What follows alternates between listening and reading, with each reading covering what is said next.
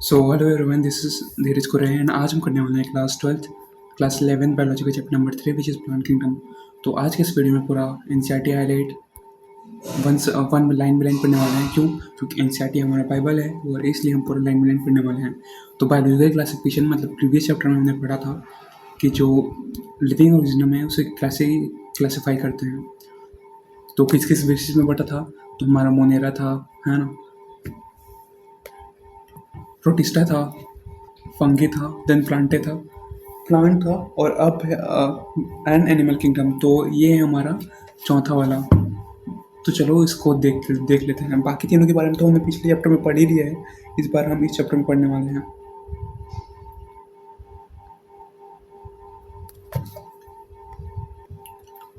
In the previous chapter we look at the broad classification of living organism. तो previous chapter में हमने देख ही लिया था यार, आर.एच. व्हिटेकर ने 5 किंगडम प्रपोज किया था 1969 पे।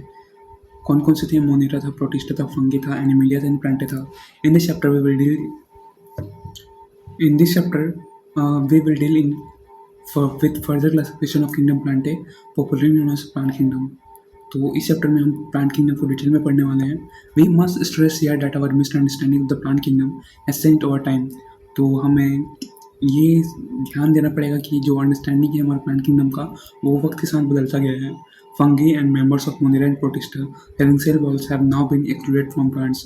तो पहले प्लांट्स के अंदर आते थे कौन कौन सा आपका मोनेरा, फंगी, प्रोटिस्टा, लेकिन अब सब अलग अलग हो गए हैं।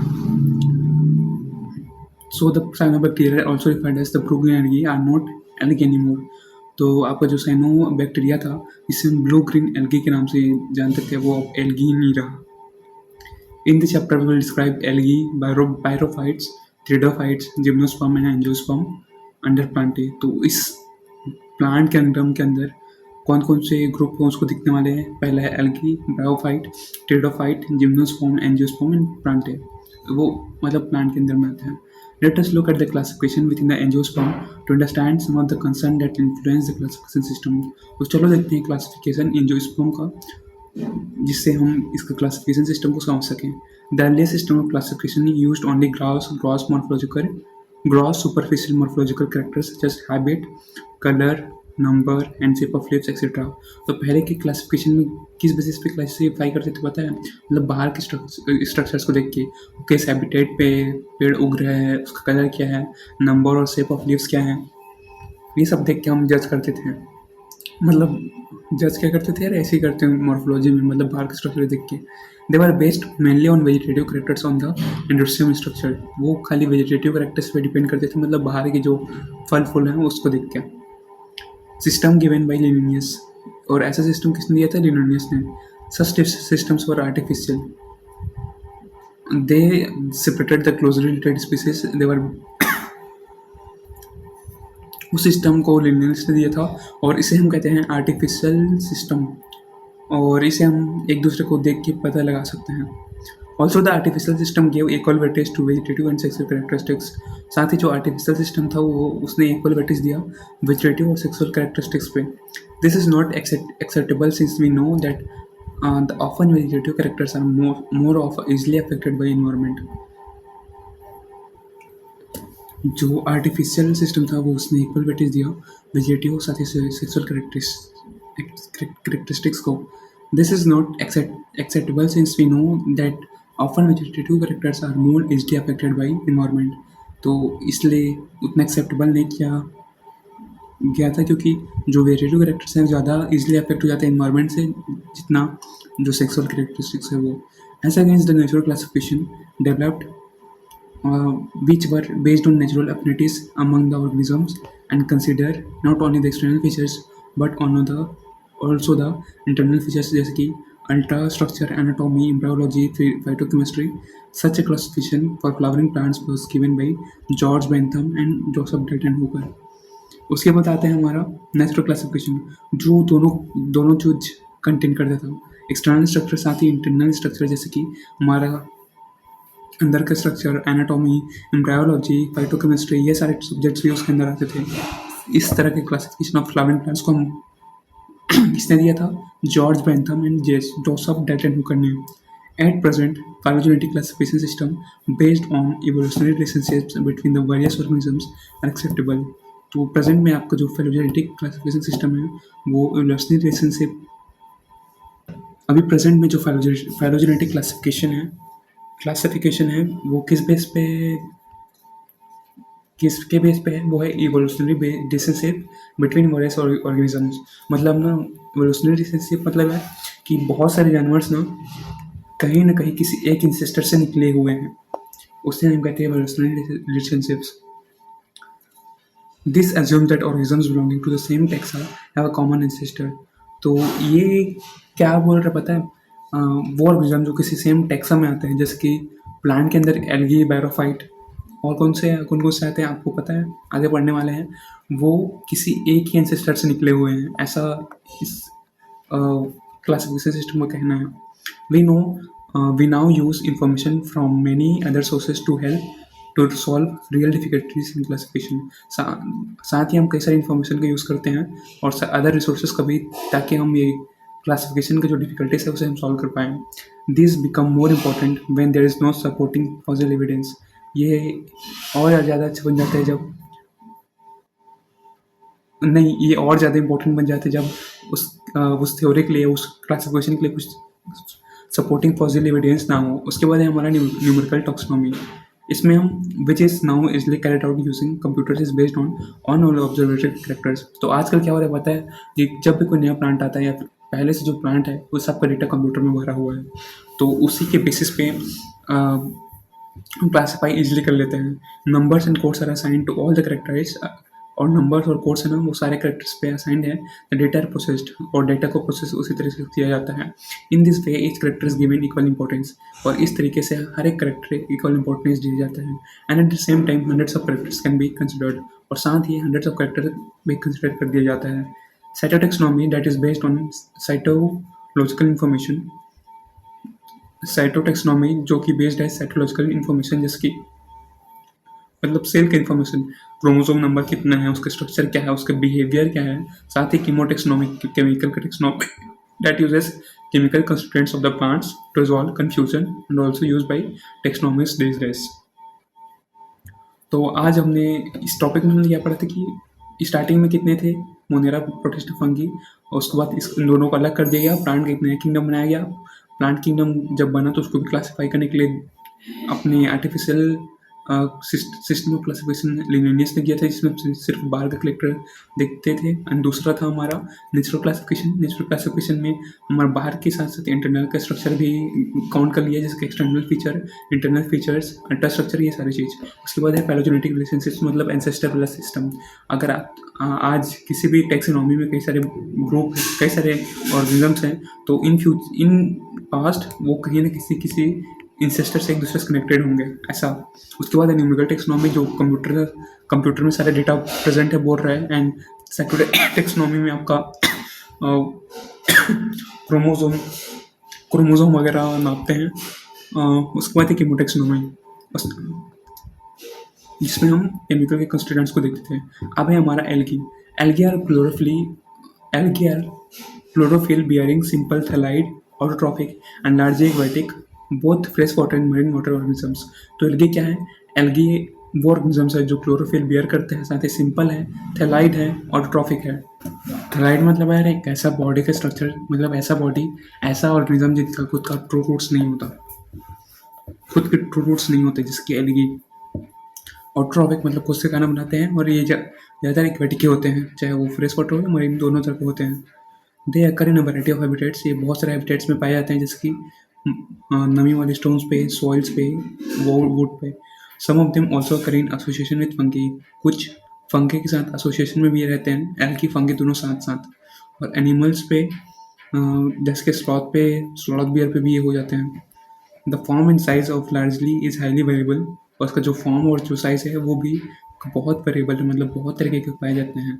Ranging from colonial forms like volvox, colony के फॉर्म में हो जैसे कि वॉलबुक्स, या फिर फिलामेंट के फॉर्म में हो जैसे कि यूरोथ्रोक्स या फिर स्पैरो वगैरह। फिगर 3.1 दिया गया है। पहले देख लेते हैं ग्रीन एल्गी कौन कौन से हैं। पहला है वॉलबुक्स, और ये दूसरा है Ulothrix filamentous form.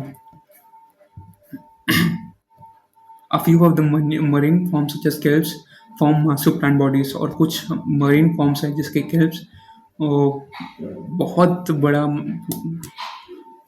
Plant bodies बना लेते हैं। The algae reproduce by vegetative, ये वेजिटेटिव रूप में भी रिप्रोड्यूस करता है, एसेक्सुअल फॉर्म में भी रिप्रोड्यूस करता है, सेक्सुअल मेथड से भी रिप्रोड्यूस करता है। Vegetative reproduction is by fragmentation. Vegetative मतलब रिप्रोडक्शन को, फ्रेगमेंटेशन मतलब अपने पार्ट्स, इसके पार्ट्स को तोड़ के भी हम इसे उगा सकते हैं, जगा सकते हैं, रिप्रोड्यूस करा सकते हैं। Each fragment develops into a thallus, और हर एक फ्रेगमेंट एक थैलस में कन्वर्ट हो जाता है। उसके बाद है asexual reproduction is by production of different types of spores. Asexual reproduction कैसे होता है? स्पोर्स बना के, स्पोर्स मतलब थोड़े वो होता है ना यार, कुछ फुल टाइप का जिसको छूते ही पड़ जाता है, ऐसा। Most common being is zoospore बना के। दे आर फ्लैजिलेटेड, ये मोटाइल होते हैं, मतलब एक जगह से दूसरी जगह ट्रैवल कर सकते हैं। And on germination give rise to new plant, और जब इसका जर्मिनेशन होता है, फीमेल के साथ जब ये मेट करते हैं, हम फर्टिलाइज होते हैं, तब ये नया प्लांट बना देते हैं। उसके बाद है सेक्सुअल रिप्रोडक्शन। कैसे करता है ये? Takes place through fusion of two gametes. ये दो गैमेट्स जब फ्यूज होते हैं तब होते हैं। This gametes can be flagellated, ये गैमेट फ्लैजिलेटेड भी हो सकते हैं और सिमिलर इन साइज भी हो सकते हैं, जैसे कि यूलोथ्रिक्स में। एंड नॉन फ्लैजिलेटेड मतलब यार चलने फिरने के काबिल नहीं रहते, जैसे कि स्पायरोगैमा में, लेकिन सिमिलर इन साइज होते हैं स्पायरोगैरा में। ये दोनों का डिफरेंस पूछ सकता है कि तो स्पायरोगैरा एंड यूलोथ्रिक्स में क्या है कॉमन और क्या डिफरेंस है। Such reproduction is called isogamous, और इस तरह के रिप्रोडक्शन को हम कहते हैं isogamous. Fusion of two gametes dissimilar in size as in species of eudorina is termed as anisogamous. तो फ्यूजन, जब दो गैमेट्स फ्यूज करते हैं जो अलग अलग साइज के हैं, मान लो ऐसा है, इसका एग्जांपल कौन सा है? यूड्रेना, इसे हम कहते हैं एनिसोगैमस, मतलब सिमिलर नहीं है। सिमिलर है उसका मतलब आइसो, सिमिलर नहीं है उसका मतलब anisogamous. Fusion between one large non-motile static female gamete and a smaller motile male gamete is termed as oogamous। अगर एक लार्ज हो, मोटाइल भी हो, एक जगह से दूसरे का घूम सके, और वो फीमेल हो, और जो छोटा वाला है वो मेल हो, उसे हम कहते हैं oogamous, जैसे कि वॉल्वोक्स या फिर फ्यूकस में होता है। ये हमारा पेरेंट कॉलोनी है, ये डॉटर कॉलोनी है। ये वॉल्वोक्स है, ये यूलोथ्रिक्स, याद रखना। उसके बाद है हमारा एल्गी, और इसका इंपॉर्टेंस देख लेते हैं। ये रहा importance. Algae are useful to man in a variety of ways. तो एल्गी कई तरीके से हमारे लिए यूजफुल है, जैसे कि at least half of the total carbon dioxide fixation on earth is carried out by algae. तो हमारा जो एल्गी है, जो कि प्लांट ही है एक तरीके से, वो 50% तक कार्बन डाइऑक्साइड फिक्सेशन यही करता है थ्रू द फोटोसिंथेसिस के थ्रू यही करता है। Being photosynthetic, they increase the level of dissolved oxygen in their immediate environment. Being photosynthetic, they increase the level of dissolved oxygen in the immediate environment.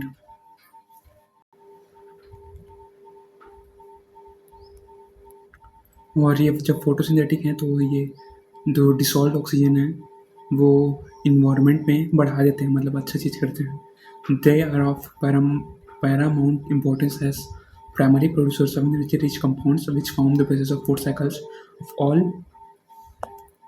all aquatic animals। और ये काफ़ी importance है इसका, क्योंकि ये प्राइमरी प्रोड्यूसर्स ऑफ एनर्जी हैं, energy rich compounds है, जो फूड साइकिल्स और एक्वाटिक एनिमल्स के लिए काफ़ी मददगार है। मैनी स्पीसीज जैसे कि कुछ पोरीफायरा, लमिनेरिया, सरगैसम है, are among the 70 species of marine algae used as foods. तो ये उन 70 स्पीसीज ऑफ फूड्स हैं जो जिसे हम खा सकते हैं, मरीन फूड। कौन कौन सी? Porphyra, laminaria and sargassum. Certain marine brown and red algae produce large amounts of hydrocolloids, और कुछ एल्गी हैं जैसे कि ब्राउन एंड रेड एल्गी, वो लार्ज अमाउंट्स पे हाइड्रोकोलाइट प्रोड्यूस करते हैं, जो इनके अंदर वाटर होल्डिंग सब्सटेंस होते हैं। एग्जांपल में आपका algae, brown algae, carrageen, red algae which are used commercially, जिसे हम कमर्शियली यूज़ करते हैं।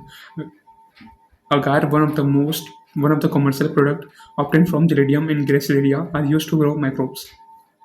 अगार एक सबसे बड़ा कॉमर्शियल प्रोडक्ट है जिसे जो जेलेडियम और ग्लिसरेरिया से निकाला जाता है, मतलब बनाया जाता है, और उसे यूज़ किया जाता है माइक्रोब्स को ग्रो करने के लिए और कुछ आइसक्रीम और जेलीज को बनाने के लिए।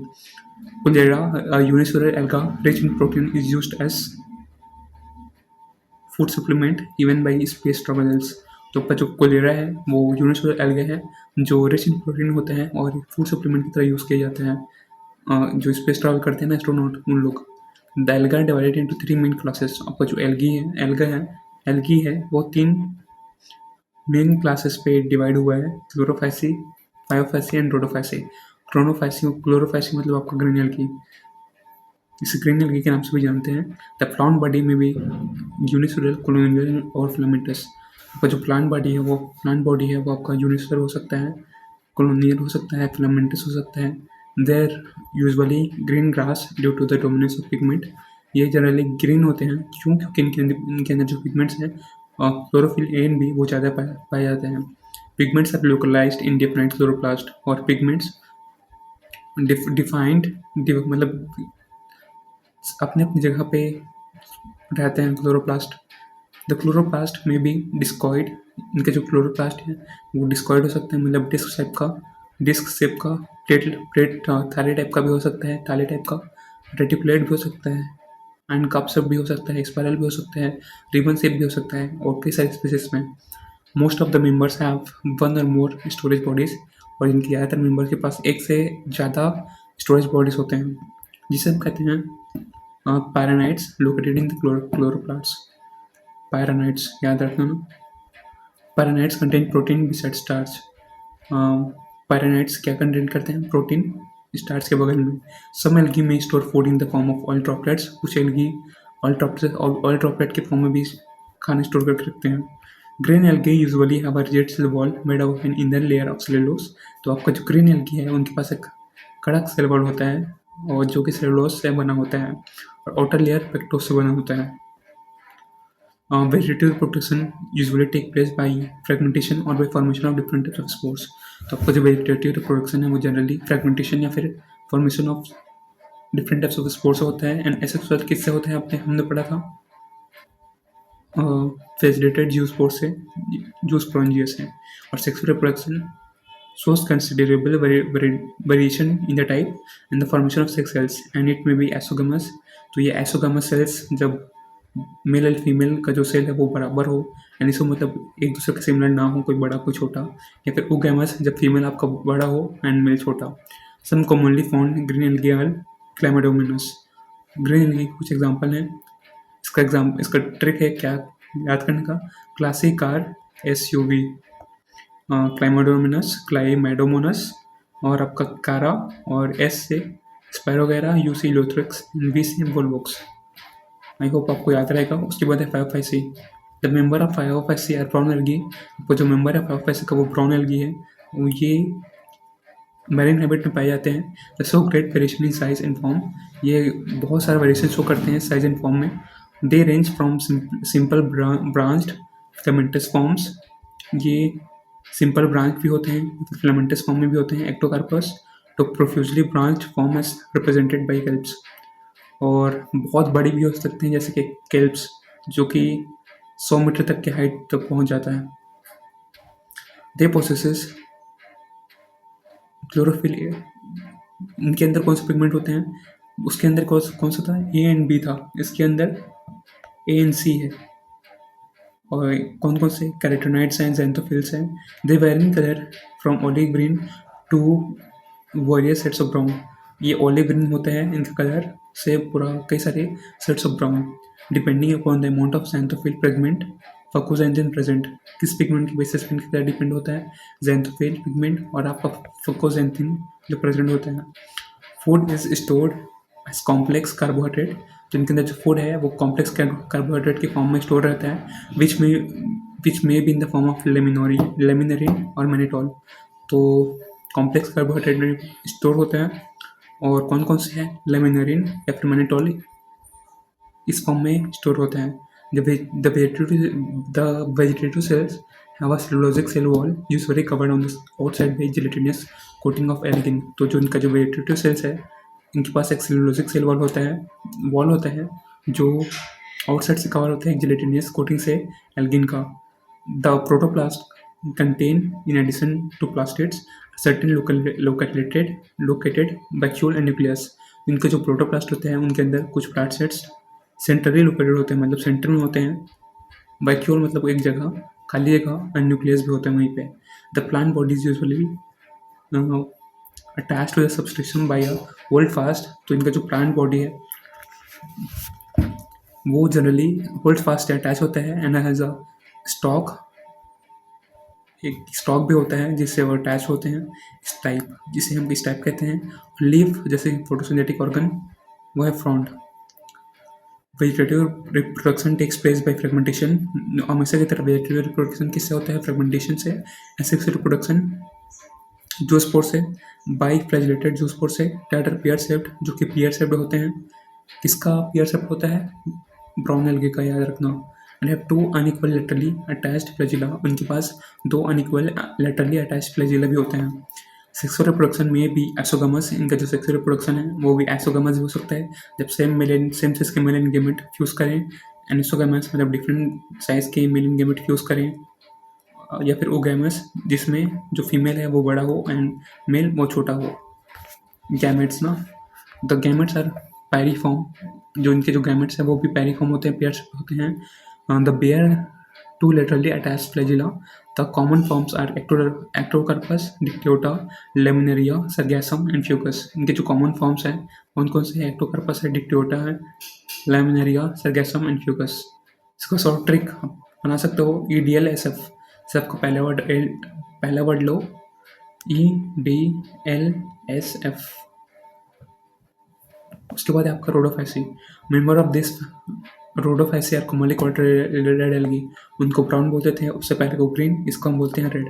क्यों? इनके अंदर रेड पिगमेंट ज़्यादा प्रेजेंट होता है, जिसे हम कहते हैं R-picorithrine in their body. Majority of the red algae are marine. ज़्यादातर रेड एल्गी मरीन होते हैं, with greater concentration of found in warmer areas, और बहुत कंसंट्रेशन में पाए जाते हैं गर्म वाले इलाके में। They occur in both well lighted areas close to the surface of water. ये बोथ लाइटेड एरिया में पाया जाता है, सरफेस वाटर, और कई गहरे जगह में भी पाया जाता है, ओशन के, जहाँ लाइट बहुत कम पड़ता हो। Red thalli, most of the red algae are multicellular. आपका जो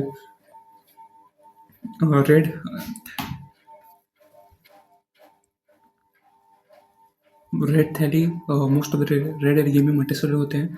सम of them have complex body organisation, और इनके पास कुछ के पास कॉम्प्लेक्स बॉडी ऑर्गेनाइजेशन होते हैं। और the food is stored in प्रोटीनियन स्टार्च, और कुछ में जो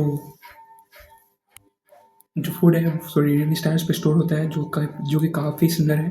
अमाइलोपेक्टिन एंड ग्लाइकोजेन के स्ट्रक्चर से। The red algae usually reproduce vegetative fragmentation, हमेशा की तरह वेजिटेटिव फ्रेगमेंटेशन से होता है reproduction, और they are reproduced asexually by non-motile spores। asexually non-motile spores से होता है, and sexually by non-motile gametes है। Sexual reproduction is oogamous. इनके जो सेक्सुअल रिप्रोडक्शन है वो ओगेमस मतलब फीमेल बड़ा होता है, and combined by complex post fertilization developments. The common membranes are Polysiphonia. इसके जो कॉमन मेम्ब्रेन्स है वो पॉलीसिफोनिया है, पॉलीफायरा है, ग्लेसरेरिया एंड जेरेडियम है। एग्जाम्पल्स ये सब भी देख लेते हैं, कहाँ गया ऊपर अपने को देख लिया था, ये वोल्वोक्स है, यूरोथेक्स वही वाला है। ब्राउन एल्गी का पहला है लेमिनेरिया, फ्यूकस डिक्टियोटा।